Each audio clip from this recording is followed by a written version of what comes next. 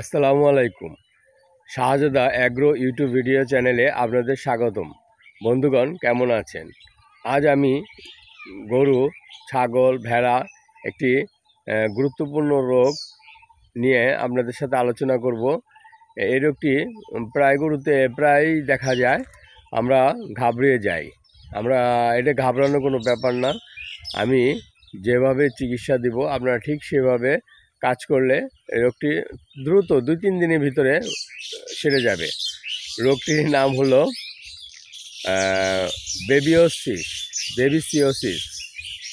রোগটির নাম হলো বেবিসিওসিস, অর্থাৎ রক্ত প্রস্রাব, মানে প্রস্রাবের সাথে রক্ত যায়।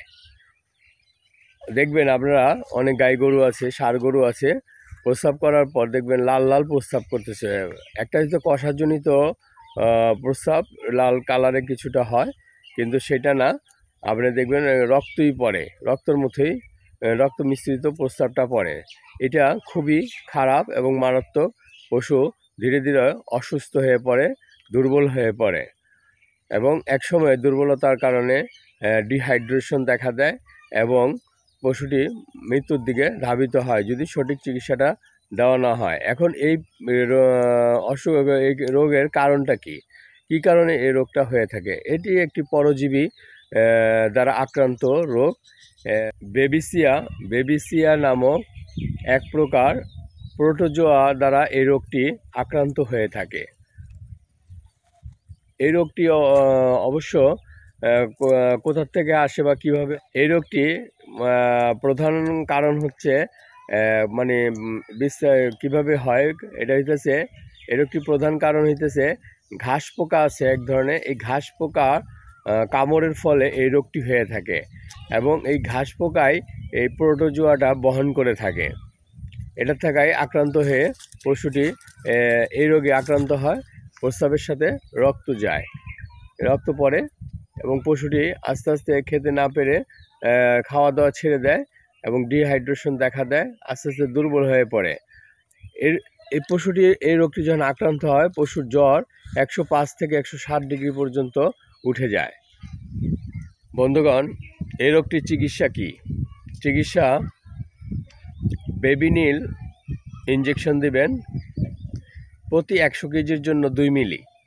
আপনার গাভীটি বা গরু বা ষাঁড়টি যদি বাছুরি যদি 100 কেজি হয় বা তার একটু নিচেও যদি হয়, 70-80 কেজিও যদি হয়, তাহলে আপনি 2 মিলি পুশ করবেন, 1.5 থেকে 2 মিলি পুশ করবেন। এটা মাংসপেশিতেও দিতে পারেন, চামড়ার নিচেও দিতে পারেন।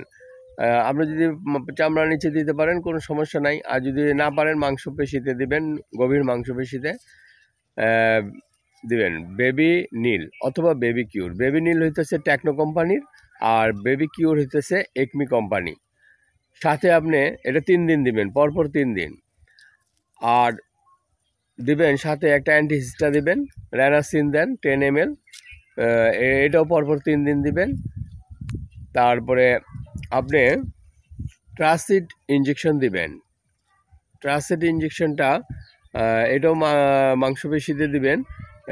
এটা আপনি 10 ml করে দেন, 10 ml করে 10 ml দিনে একবার দিবেন।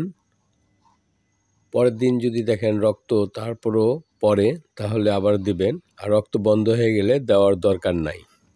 বন্ধুগণ, ডিহাইড্রেশন থাকতে পারে, যদি বেশি দুর্বল হয়ে যায় তাই গরুকে একটা স্যালাইন পুশ করতে হবে।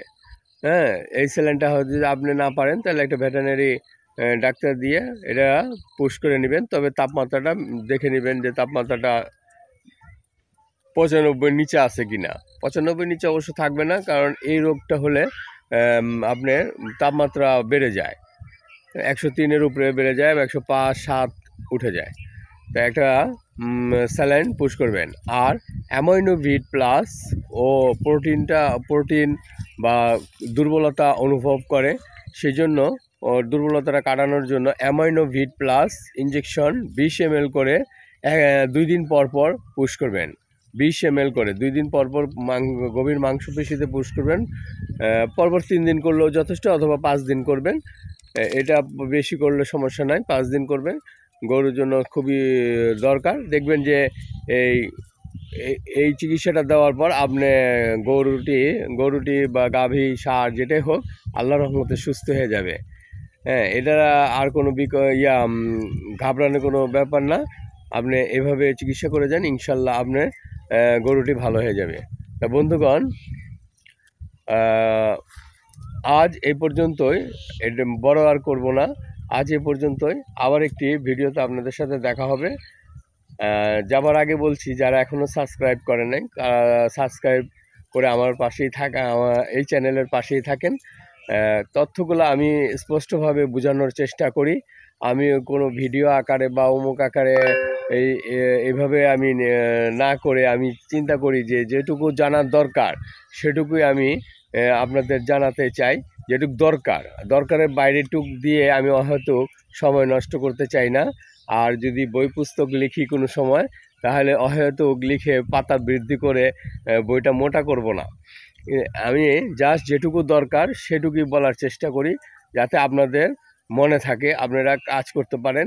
কারণ সব কিছুই এত জানার দরকার নাই, বা এত ডিটেলসে যাওয়া দরকার নাই। আমার অসুখ হয়েছে এইটুক, আমি কী চিকিৎসা করব এটুকুই যথেষ্ট। বারো প্যাচাল পায়রা ভিডিওটা লম্বা করে লাভ নেই।